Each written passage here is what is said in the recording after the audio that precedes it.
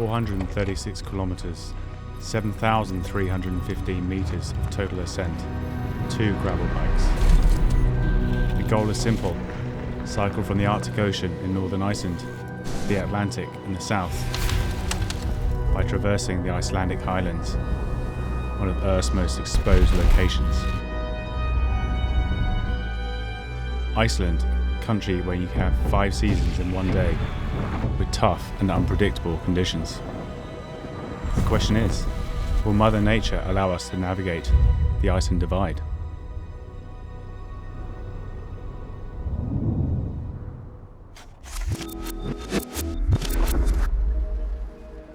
For the last 15 years, every couple of years I've been kind of like reinventing myself, I guess. I'm kind of like restless. I am that guy who basically finds it hard to kind of sit still. I want to go kind of exploring and traveling. That is a really big drive for me. So I think for an artist it's important to change your setting in your materials and alter the way you've been seeing things. Breaking out of the 4 walls of a studio, it gives another sensibility to the ideas and the concepts of space and time and shapes of objects and the weight of things.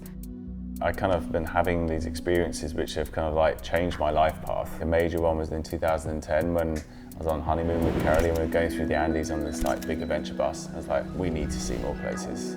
Like, got back to London, I'm like, what are we doing living in London? Our plan is to do the Iceland Divide, and that's riding either from north to south Iceland or south to north Iceland. It basically cuts the country in 2.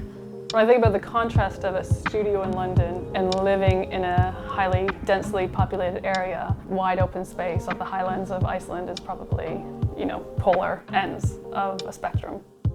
So we flew into Reykjavik, build our bikes, make sure like the bikes are fine, get our final bits of kit, and then we're then going to move to the start. Preparing the bikes for tomorrow. I always try and prepare the bikes a bit earlier, so if for some reason we did have any problems or they got damaged in transit, then we've got a bit of time to try and rescue the situation. So far so good, don't see any damage. So these are 650B Emporia wheels by Head. The 650B, which in like mountain bike language basically means that the wheel itself is slightly smaller than a normal road bike wheel, which then means we can then get these super chunky Panaracer Neomotos. So they're 2.1 inches. Pretty much got a full mountain bike setup on our gravel bike, which is going to be really nice. We completely rerouted the route because of the conditions. One of the F-roads, the F26, is unnavigable throughout most of the year. We're now going to ride from south to north Iceland with the hope that when we get to the start of the F26, it's going to be open. And I'm now syncing it into our GPS.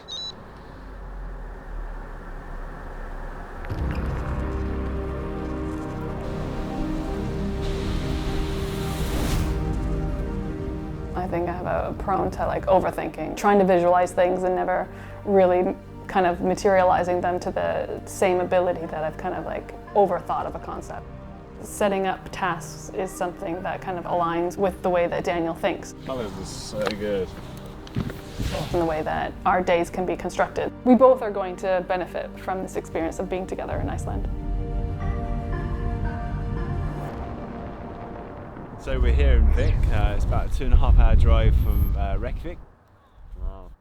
Look at the fabric of that. I will also use the time here in Iceland to do a bit of research and think about my work. Like drawing a line with graphite, I've been thinking about carving and moving through the landscape. But also more recently about stillness, standing and holding.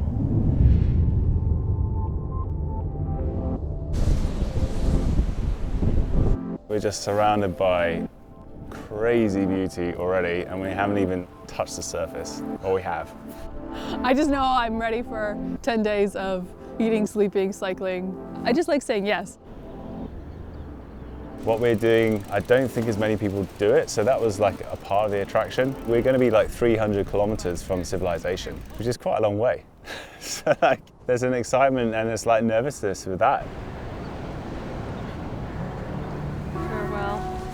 Years of planning, weeks of thinking about it, and now like it's just time to go for it, right? We're ready.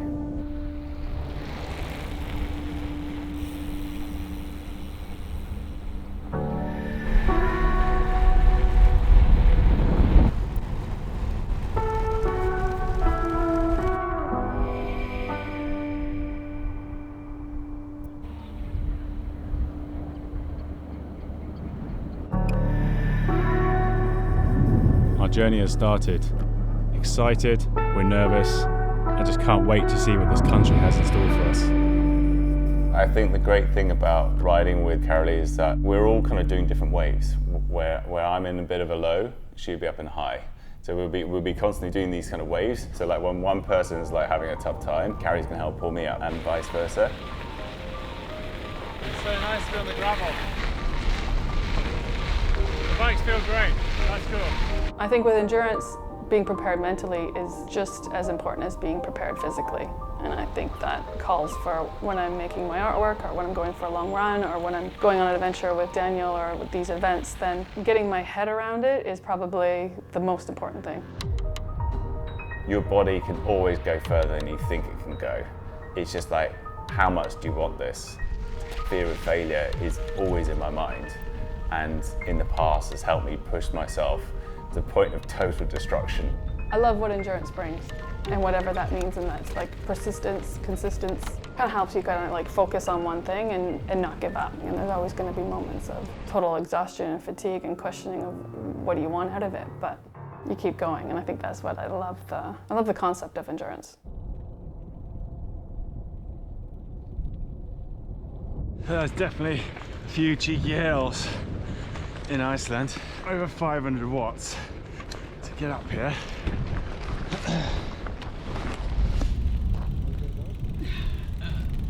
Oh, that was a big hill, no? Oh,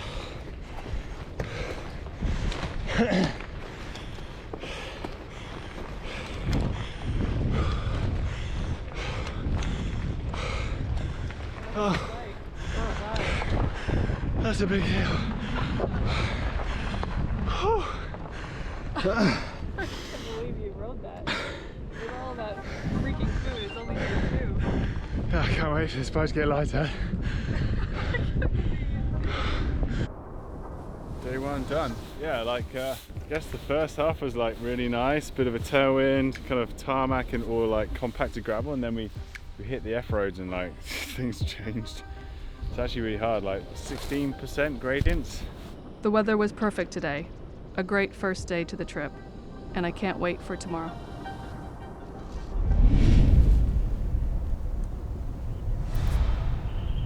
Rainy day. I've been looking forward to this, but it has been pouring down. I guess the beauty about Iceland is that it's just light all the time, so it doesn't really matter. We'll just start later. That's gonna be pretty nice. Porridge. We had some sheep sleeping next to us last night. Yeah. Yeah.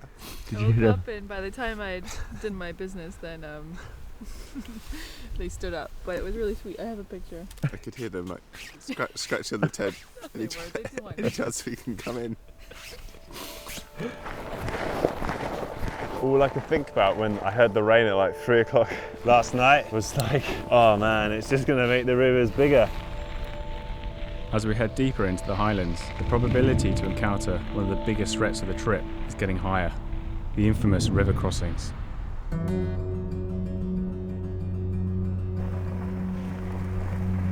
When we moved on from day 1 of that campsite, you could already see the landscape starting to get lush, kind of the greens.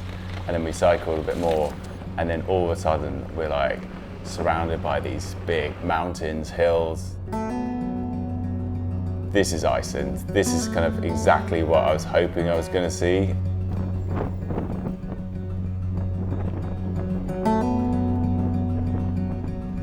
The landscape does deliver escapism in its best form. The green that pops, the colors that just, resonate, and the distance that you see is just such a vibrant place to put yourself into.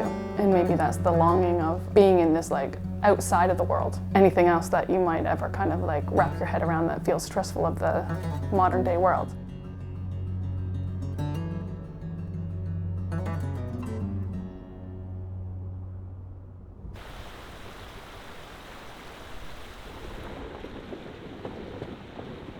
First river crossing.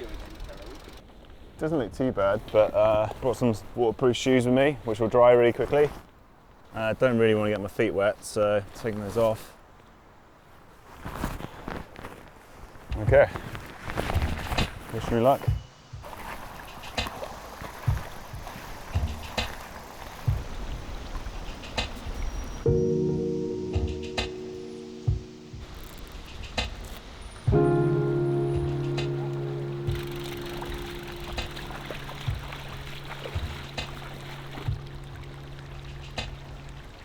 no problems. Apart from cold feet.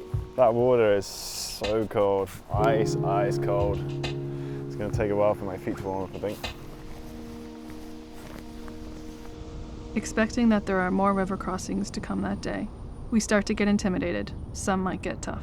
What are we going to do if they're unnavigable? We just sit there and hope that the water dies down and we can get across?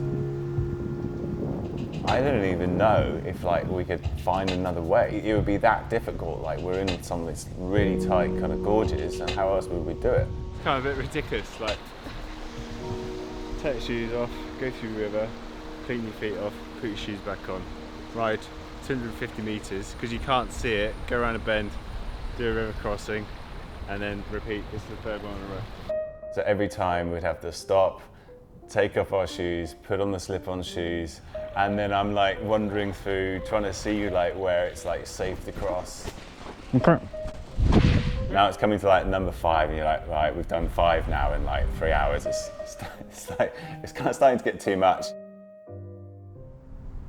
Equally exhausted from the long riding day and the many river crossings, we headed out of the mountains into our final few kilometers of the day. We were so lucky with the river crossings today, but what's ahead? I'm sure there'll be worse. So it's been a pretty tough day, really. Really kind of sharp inclines on quite bouldered roads. We just entered the national park. We're very close to Land Manalauga, and it's really starting to get very pretty. Land Manalauga is a national park area in the Highlands that it's known for its spectacular scenery, often really densely populated with hikers, cyclists. Our route goes straight through this area. I really hope that the journey continues to be as remote and as unpopulated as possible.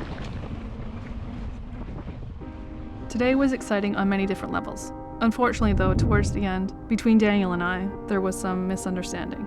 Okay, let's be honest, I got into a huff. There was this one tipping point that happened where I think in my mind we were going to get to the campsite and that was the end of, that was a wrap. Cameras down, action down, we're just home stretch. You give me a goal of 10 more K to go, got it. The environment became too freaking beautiful and we had to stop for a photo. It's all about the light. The thing which pushes me on the most is literally just the fear of failure. The fear of letting my partners down. When I'm with Carolee, I know that can also isolate us because I'm distracted. And day 2 was a classic. Epic. Carolee was tired. She wanted to get to Land Manalauga, but out comes this crazy light, and all I could think about was this is going to make for an amazing photo. But actually, that totally disconnected me from Carolee. I think the reason why I got so upset was not because we were going to stop to take photos. It was a mixture of 2 things: the fatigue of this long day and the levels of self-doubt that started to grow in moments like these. When you're not the strongest rider of the 2, it plays on the mind.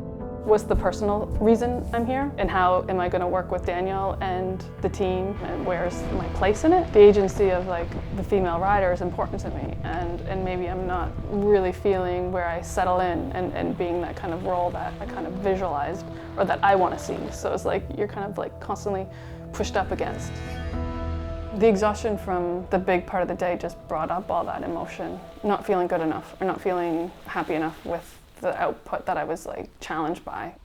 I just was in the tent crying, thinking, I know I didn't want to escape the situation, but I was really beating myself up. Why am I disrupting my experience of literally just going to these places and just enjoying them and not having this distraction? Being on Instagram and being an influencer, it distorts the way I now shoot my photographs, the way I capture a moment. I kind of really struggle with that because now I'm being influenced. Partly we do these adventures because we know we're going to be pushed. The situation yesterday was an example of that. But we're in this together, and we'll keep pushing. In a day, we're actually trying to do 4 things. We're trying to get ourselves from A to B. That's one objective. So beautiful, but so many people at the same time. Today, the mission is to ride away from here, a gravel section onto road, and then onto the infamous F26, which is finally open. From there, it's going to navigate us north through the highlands and glaciers. There's going to be limited options for drinking water and shelter. We need to give you guys creative freedom and the time to help document this. We need to do the same for myself, to be creative, because that's really important to me, and the same for you. I didn't get on a plane and leave. I am still here and I'm cycling, I'm like gearing up to go on the bike, which is probably a pretty exciting thing for me to know that that mood shifted. I'm realizing I have to figure out what are my boundaries and limits, and figuring out the negotiation of how much to push up a hill and how much to kind of reserve for a creative output, knowing there's time limits. Even though the days are long, you still have this sense that I like to eat every so often. I like my sleep.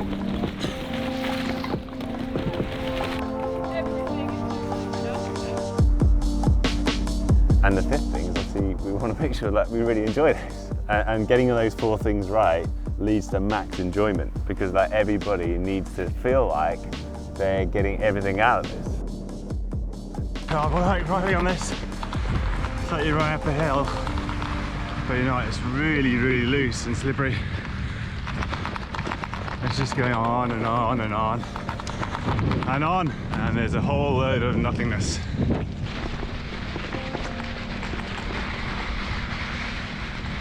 We don't have to cross that. Check that river. Yeah, we're just about to go and do a river crossing. Won't cross this one. So much water, it's kind of wild.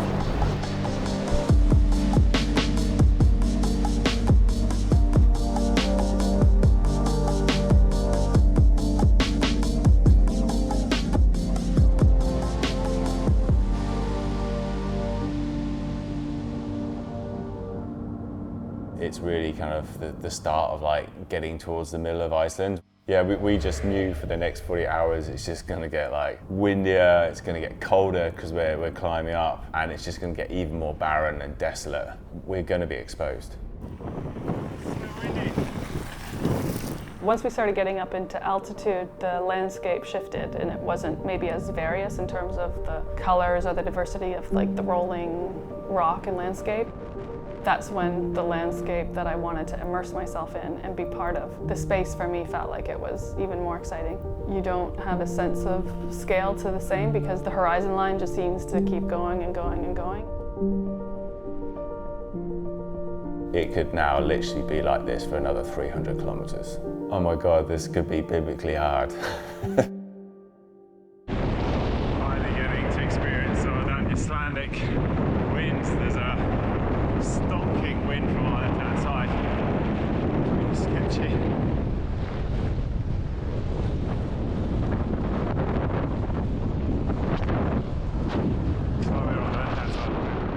It's really great that I can do such an exciting adventure together with my wife, Carolee.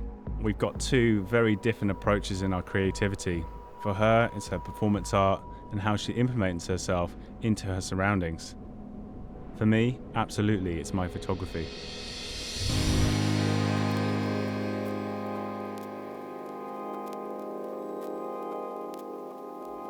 I just want to take great photos which people can enjoy.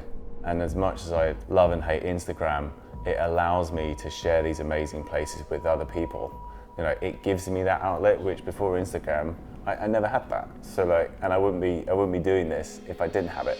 I guess part of the preparation before this was thinking about making space for the daily art practice. I think as a responsibility to myself as an artist, I wanted to actively take those 2 minutes of whatever was happening in the environment around me for the work. I love to reflect on what is happening to the sense of self in extreme conditions. One of the most interesting aspects of trips like this is how the body transcends and transforms into the work. The inside and outside, the mind-body problem. There was no temperature. It was like there was nothing. It was like body temperature. So you didn't even think about it. And that's what's quite nice when you don't even think about temperature. It's just, it's not even a thing. When the wind comes up like this, and you just like, with the gravel, because you don't know, the bike kind of wants to go one way, then the gravel kind of makes you go one way, and you're like, okay, well I guess I'm going this way. And then really you shouldn't be going that way because that's the ditch. It makes it a challenge, the concentration. You just have to be full on concentration.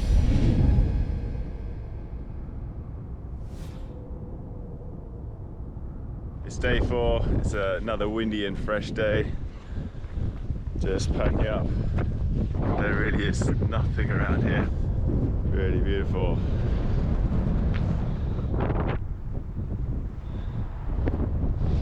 tent and get going. Time for another day.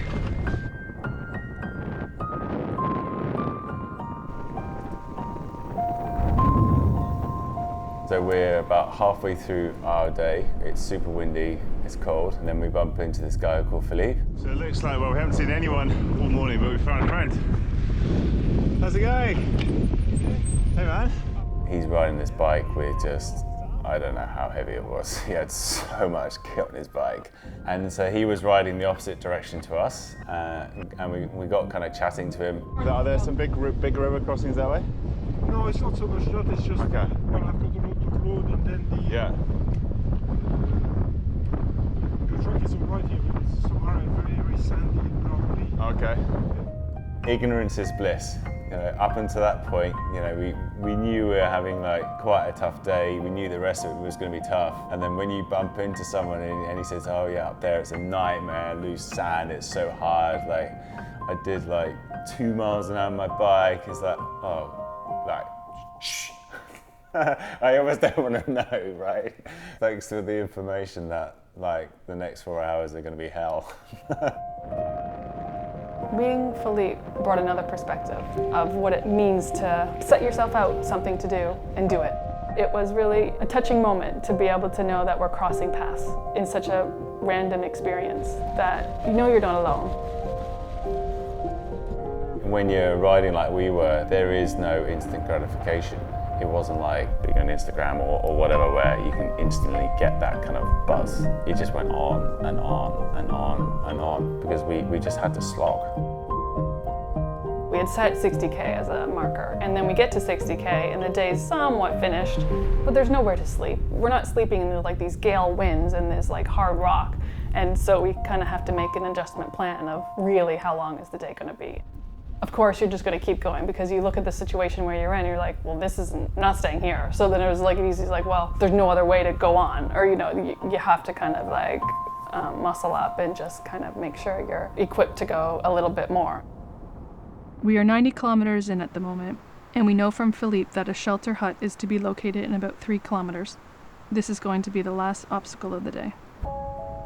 Knowing that the end is right there and knowing that this was the last river crossing of the day. The biggest river crossing so far, I guess. And I think that comes back to like endurance. Of course, there's no instant gratification, really, in those moments of when you're trying to just kind of like get through the next cold river crossing. But knowing that is the last thing, then I think then that there is like a longer gratification that you're kind of working towards. It's kind of nice to set yourself a direction and then allow enough room to kind of play within that or be followed down another path.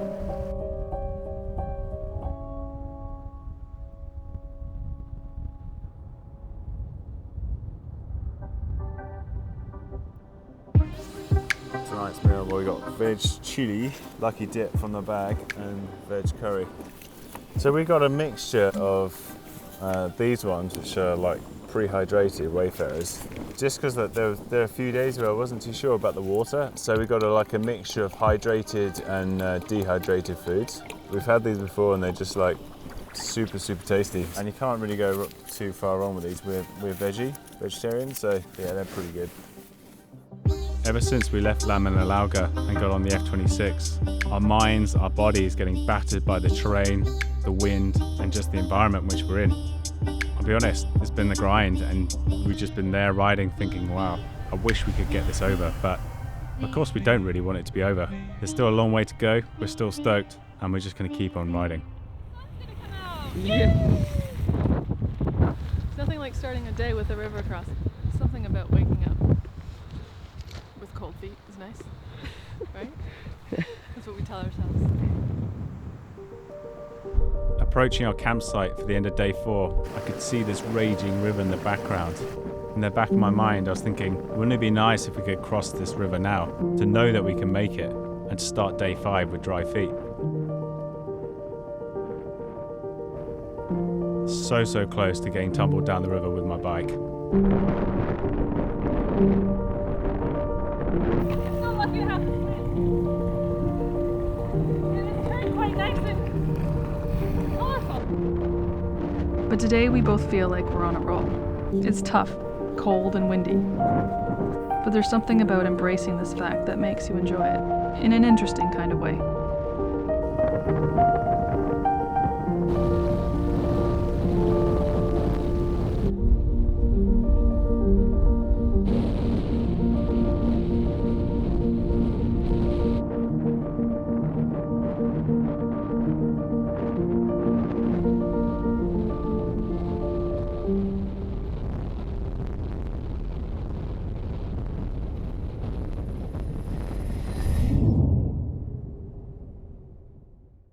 Yeah, we're doing a new documentary on Iceland's best river crossings. That one there is not so good. It wasn't very deep and the flow was a bit lackluster.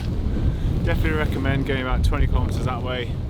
It's got everything you could possibly want in a river crossing. It's got nice depth, good flow, it's wide enough, and when you get out, your feet are like ice blocks, which is just perfect. It's always interesting with these kind of like multi-day experiences, and like in particular Iceland, I've been like looking forward to this for so long. And then you realise that you've gone past the middle point, you're now closer to the end than the start. And then there's this always kind of like thing in the back of your mind to try and push on. We've been in the elements, we've like experienced like super windy days and super windy nights. It is super windy. Not sure we're going to get much sleep in this wind. The tent is like shaking around like crazy. Day 6, we have 100k to go, which could make for like one really long epic day, or we can split it in two and just kind of enjoy this last sort of 50k, I guess, of this remoteness. So I think we're going to do that. I think we'll enjoy this time. Our bikes, we didn't have any problems so far, which is mind-blowing considering what we've exposed them to. The kit's been brilliant, absolutely brilliant. Like, definitely the gearing is spot on. In particular their tyres, which are obviously I think the most critical choice of the entire trip, to be honest. These Planet races have been so good. That desire to be back in kind of normality, it starts growing on you. And it's so easy to then just totally push on and not kind of like live in that moment because you're already thinking ahead. I'm starting to get a bit sad because I know that just over that hill we're going to hit tarmac, because I've been looking forward to this for so long and I've enjoyed this time so much that it's just going to be like, what do I do now? You wake up in this morning, you wouldn't decide with weather like we had, oh, let's go cycling today. And it's only because of projects like this that you got to get your gear on and go. And then it turns out to be a real kind of peach of a day.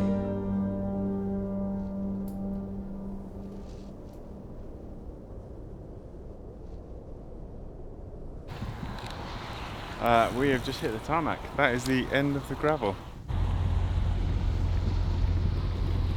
We were super lucky to get permission from a local farmer to stay overnight at this amazing lake with such incredible views. Carolie's going to go in this ice cold water. She's used to it. I am definitely not doing that. I'll sit here and just like enjoy it. Pulling yourself away from the end too soon, and I guess that was the final decision, was probably of like, oh, let's just like pace this a bit because we do have time. It's just gone 6 in the morning, 46 kilometers from here to the finish. It's time to get this done. It's over, but I'm ready. I'm ready for it to be over too.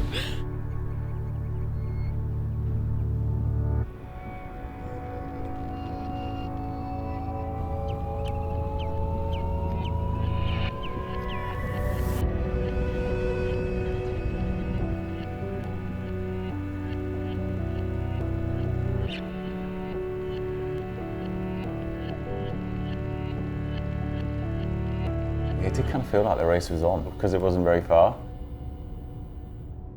But then all of a sudden it just started getting really windy. We couldn't do this direct shot because like you'd have to go through a tunnel, so we then had to kind of go away from Acre, where we had this like crazy tailwind. But in the back of my mind, I was thinking, oh my God, this could be bad on the way back. And then as soon as we went down, and now we can see Acre, 100% we should be there in half an hour.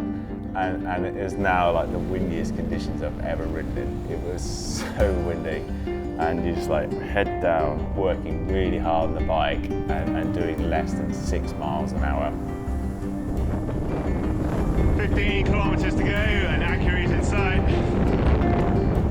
Final push. Almost there. Just realizing that it's going to take us like well over an hour of suffering to get to the city. It was torturous.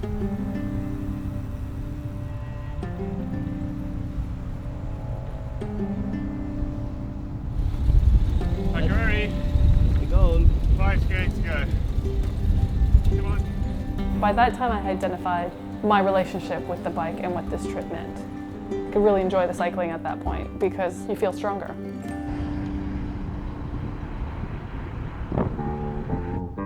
Seven days and 436 kilometers later, Daniel and I, as well as our film team, made it. We managed to traverse Iceland together. River crossing.